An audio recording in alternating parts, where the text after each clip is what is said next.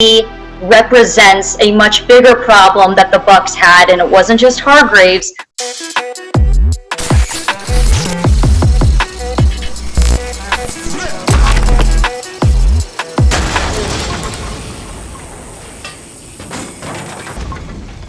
Hey everybody, Trevor Sikkema here from the Draft Network. We got another episode of Bust or Broken here today. This one, it's gonna get spicy because I have a background connection to this one. So does our guest.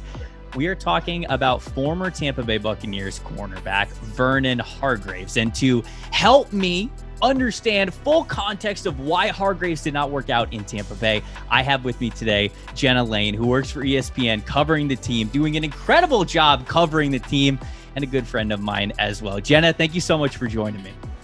Thank you so much for having me, Trevor. And I think you probably give me more credit than I deserve. And I think you're probably underselling your knowledge of the situation, because not only did you cover Hargreaves in Tampa Bay, but you also are so familiar with the way he played at Florida. You had a close eye on this guy for several years before he even got to Tampa Bay. You had the inside track on him. This is true. And that's why I felt like our combined knowledge here, like we were going to get to the bottom of what happened. That's why I knew that this would be a really good combo. So let's talk about that transition, open things up and talk about how Hargreaves came into the NFL. Comes from Florida, was a former 5-star corner. I mean, the kid was destined for the NFL the second he stepped foot in college. Ends up going in the first round, as many expected him to go. Number 11 overall in the 2016 NFL draft to the Buccaneers. But he wasn't the only first-round corner that year. Most notably, that was also the class with Jalen Ramsey. Eli Apple was also in that class. And so I'll call upon your knowledge here a little bit. What was the vibe on draft night from your perspective with Hargreaves? Did you know that he was going to be their main target? Because I know that there was a lot of back and forth with people debating Ramsey and Hargreaves. Obviously, they didn't have the chance to pick Ramsey, but was there disappointment with Hargreaves, or were people still really excited about him at that time? Everybody pretty much knew that Jalen Ramsey was not going to be there when the Bucs were slated to draft 9th overall. And they ended up trading down, of course, to 11 to get Hargreaves. But people really weren't fixated on Ramsey because they just thought that he was out of reach for them. And of course, he went to the Jacksonville Jaguars. And so really, and I was at Hargreaves' pro day. And I mean, the guy had both at the combine and at his pro day, he had Tampa written on his cleats. And he did that because Tampa was basically, now he came from a family, his father was a football coach, and so they moved around a lot, but Tampa was really kind of where they planted their roots, and so he considers Tampa his hometown.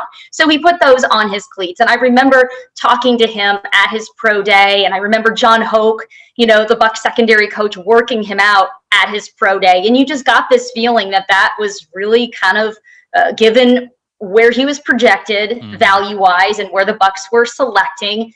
It pretty much figured to be where he was going to end up being. So when he was selected on draft night, the only thing that I was surprised about was the fact that the Bucs traded down, because I thought he would have been right there in their laps at 9. But the Bucs ended up trading down with Chicago, because Chicago wanted Leonard Floyd, and then of course you had Eli Apple. He went to New York, and then that was the crazy ended part. Up getting Vernon Hargreaves. Yeah, it was a great move. I was going to say though that it worked out for them, because I think they ultimately got the guy they wanted. But I was, like you just said, I was super surprised that they risked it. They moved down, and the team that they moved down right in front of them, the New York Giants, they selected like a corner. So it was the same position. They could have very well gone in and got Hargreaves, but maybe the Bucs were like, we don't care. Like we would take Apple or Hargreaves, which I think is kind of crazy, because I think that they were really in on Hargreaves. So going in from the draft to his first year, I remember covering training camp of his first year. And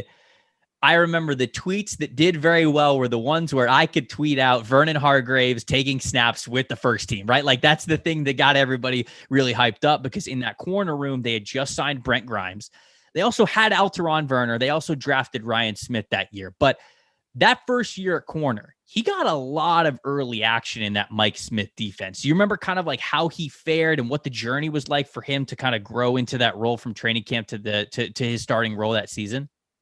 Well, the coaching staff really felt like he was a younger version of Brent Grimes. And Brent Grimes, of course, was an undersized corner, but you saw him in practice. This guy could literally leap over my head, which maybe doesn't say much because I'm only 5'2", but he could leap. He could leap essentially 6 feet in the air. One of the most athletic individuals I've ever seen. And the thing that you liked about Vernon Hargreaves was that even though he was also undersized, really strong lower body, really strong legs. You could definitely see that. Always was playing low, but played a lot taller than he was. Sure. And so, and I always felt like he competed for the ball. And the thing that you really look for with these corners coming out of college, because it's one of those positions that when you get to the NFL, it can really chew you up and spit you out. You want your lunch handed to you, go play corner in the NFL. I mean, it's so difficult from a mental standpoint. But he had supreme confidence. And so he had all the traits that you're looking for in a good corner, other than maybe having the length. But we talked about it.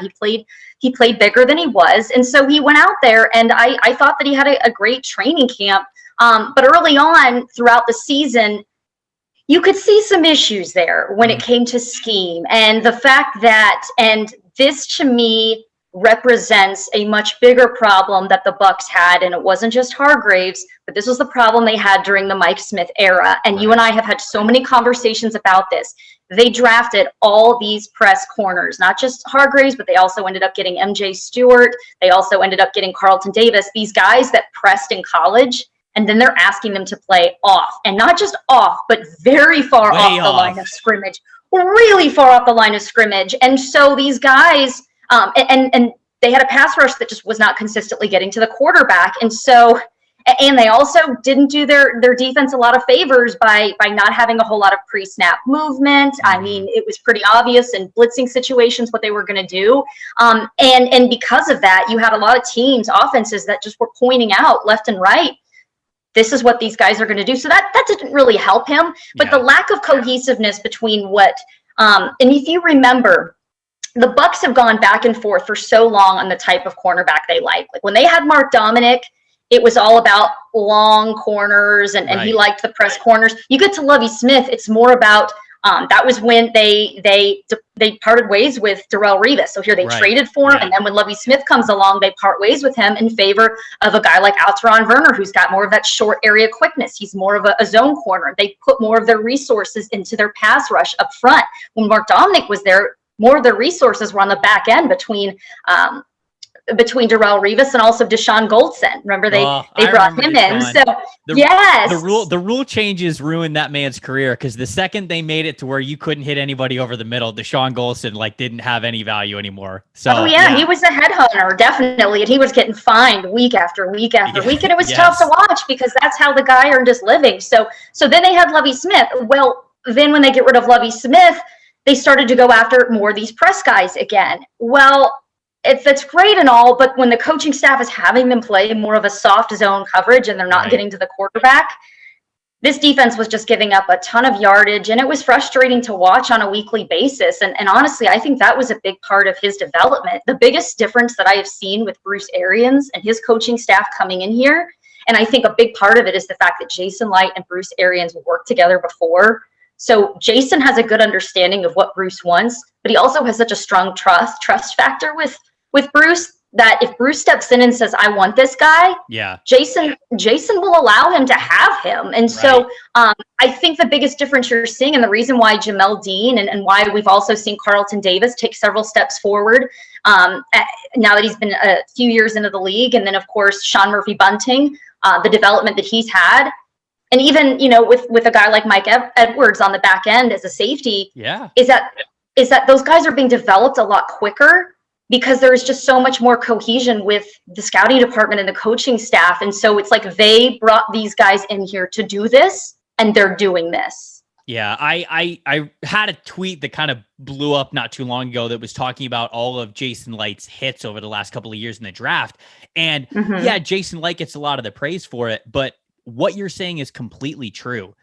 You get draft success when the chemistry between the front office and the coaching staff is one. And that's what has been the case since Bruce Arians has really come on board. Going back a little bit more towards Hargreaves' second and third years into the league, because he was used more of a slot cornerback in his first year just because they had other non-rookie corners basically that they were throwing out there because Hargreaves was getting targeted a lot when he was a rookie corner. That second and third year comes in, and Mike Smith's still the defensive coordinator, obviously. And this bust or broken case with Hargreaves is almost like a tale of two halves with him, because I would tell you that through the first, let's say 2.5, maybe 3 years of his career in Tampa Bay, it was a broken system. It was Mike Smith asking him to play a deployment of coverage that he was never going to succeed in. It was not going to go well for him, especially because the Bucs could not get after the passer. If you are playing that kind of off coverage and you don't have a pass rush to get home to the quarterback, you're going to get eaten alive, especially for Hargreaves was getting taught how to play. And so I would tell you that those first 3 years, it was the Buccaneers were truly failing Vernon Hargreaves. But when things actually did change, we didn't see them change for Vernon. And we got to the point where halfway through his first year with Bruce Arians, he gets cut. And he didn't get cut because he wasn't a talented corner. You know, if you remember the corners that they had on the team, he was the elder statesman at that point. You know, he was the veteran guy, and they cut him because, and I know that you remember this specifically, it was a play where there was a giant run after the catch, and Vernon was kind of close to the guy, you know, jogging, chasing him down the field a little bit, but he was not giving as much effort as he possibly could have. And it felt like that wasn't the first time that was the case. And Bruce said, "You're out. I'm done." And he cuts him right there. You obviously were following the team extremely closely when that happened. Take us inside from your perspective of when that all went down there with Hargreaves. It was against the Arizona Cardinals, and if you remember the week before, the Bucs had that overtime loss against the Seattle Seahawks, and Jamel Dean had one of the worst games, and I just wanted to reach out and hug him. Back then, you actually could hug the players. Of course, we just got through a season where you weren't able to do that. But Jamel Dean, as a rookie, gives up 3 touchdowns to the Seahawks in an overtime loss. And that game was clearly a game where the secondary, the young guys on the back end, lost it for them. And remember, he wasn't even supposed to play that game. That was the game that Davis got hurt in warmups, right? And they went up. Yes, that's like, hey, right. Starting, and he's just like, okay. He totally wasn't ready for it, and he will tell you that. And he said back then he didn't really understand what it took to prepare for games. Right, he would watch film in college as a group, but not understanding that you really need to watch individual tape of the wide receivers that you're going to be going up against and really studying their tendencies. So he had a lot to learn. But the next week they play the Arizona Cardinals, and Jamel Dean is not starting that game. It's Vernon Hargreaves that's starting. But in the third quarter, he surrenders a 55-yard catch to Andy Isabella, and Bruce Arians is like, "You're out of here." He benches him because he felt like he wasn't hustling. It's not that he didn't make the play. It wasn't like he was diving at his ankles there and he just, was able to make it into the end zone. He felt like he did not give his maximum effort on that. Yeah. And, I remember at the time starting to kind of think back to some things, and there were hints of maybe him not giving it all 110% like you would expect from your cornerback. Right. I remember there were times during that season when he appeared to kind of lack focus in the locker room, talking about things that really didn't have anything to do with the game, which totally get it. During the week, sometimes that's the case. Guys have some free time, but when you're fresh off a loss and guys really aren't taking it very hard and they're immediately switching gears and talking about other things that really don't matter in the grand scheme of things in the locker room, that indicated to me that maybe he wasn't entirely focused or his mind wasn't where it needed to be, which isn't good when you're expected to lead the pack. So, lo and behold, that Cardinals game, Jamel Dean ends up getting the game-winning interception at the very end. And I just thought that was such a huge moment for him. But it didn't surprise me a few days later when they got rid of Vernon Hargreaves. They just flat out cut him. It didn't totally surprise me. But at the same time, I also kind of had some concern for the young guys because I thought to myself, wow. And I remember telling Sean Murphy-Bunting this. I said, hey, somebody's got to step up in your group and lead you guys. Because Ryan Smith at that time, even though he had been there for a while, he really was being used as a special teams guy. One of the best gunners in the league. That's what he was being used for. You weren't seeing him out there on the field doing anything with the defense. And he also had a 4-game suspension, if I'm remembering correctly. He did. So you really needed a young guy. And that was also, of course, after that Seahawks game. I think another reason why Bruce Arians made that decision is that, here Vernon is taking this play off. Well, that was the week that all these young guys started going into Todd Bowles' office, and he would joke that he never had any office furniture because all these guys would come in, and they would come in at like 6 o'clock in the morning and start watching film because they realized that they were the weak link of this defense. And I give them so much credit for doing this because I think we saw a huge amount of growth at that point, from that point on in the season, and then into this year. We continue to see them grow, and they still do that. So, but I think when you have young guys that are that dedicated and determined as rookies, and you know that they're going to endure their hardships, you know that they are going to give up big plays. It happens. You have your growing pains at that position, I'd argue more than any other position next to quarterback.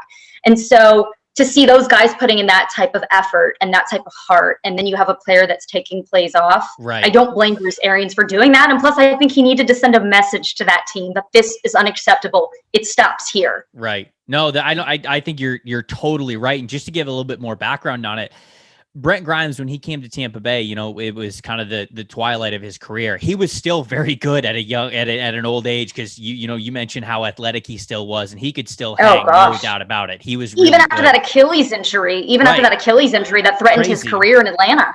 But what Brent Grimes was I think that he was just kind of lackadaisical sometimes. And the reason was because he was extremely athletic and he had a lot of experience under his belt. So he really, I don't want to say that he didn't care all the way, but he didn't have to give this 110% kind of a thing. And when Hargreaves came into the league, Brent Grimes was the corner. You mentioned there, they drafted Hargreaves to be opposite Brent Grimes because they felt like he could be another type of Brent Grimes player.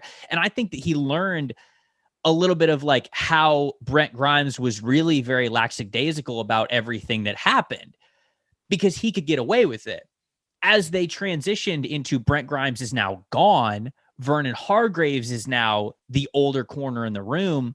I think that a big reason for the acceleration and for that hammer coming down on him is exactly what you said there. Hargreaves was doing what he kind of saw in Brent Grimes, much more laid back. That's all good. I mean, we're talented. Every corner gets beat. It's fine. Not like, damn, I got beat. I don't want to get beat again. And he was much more of a relaxed approach to where they did not want that impression being left on the younger guys. And I think that was a lesson that Vernon learned and hopefully is taking to heart during his time in Houston now, because that's now the area of his story where I would have called him a bust as a former first round pick, being able to kind of like sit back and almost act like you've done something. And he really hadn't to that point. He was the first round pick. He started his rookie year, but he had the injuries after that. He struggled here and there. I think that you're right. He always had confidence in himself, but it wasn't a drive in himself. Like he needed to really put in all of this work to go that extra level to really be worth the selection that he has. And ultimately he became, mentality wise, at least I believe, the kind of corner that they didn't want anymore. And that was a former first round pick who is now the oldest guy on their roster. They were about to turn it over to a bunch of 23 and 22 year olds. The whole cornerback room, they were about to turn into 23 and 22 year olds if they got rid of Vernon Hargreaves. And they went, yep, still worth it. Got to get him out of here.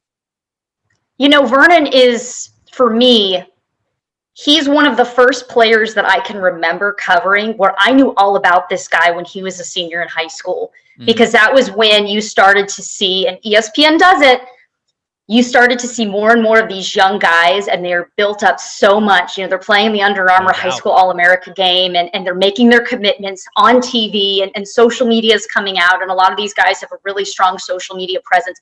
I heard about this guy all throughout high school.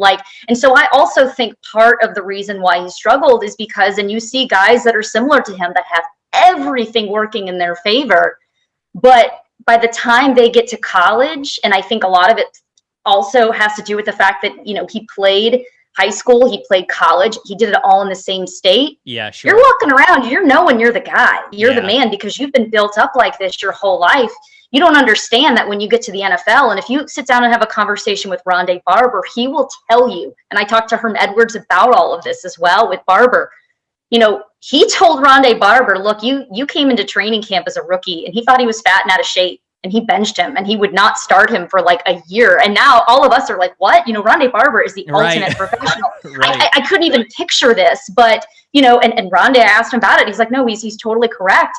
And that's the thing, is this is a position that even if you are the best at what you do, and you're the best in the SEC, you're one of the top in college, it will chew you up and spit you out, because the wide receivers that are playing in the NFL right now, these are generational talents.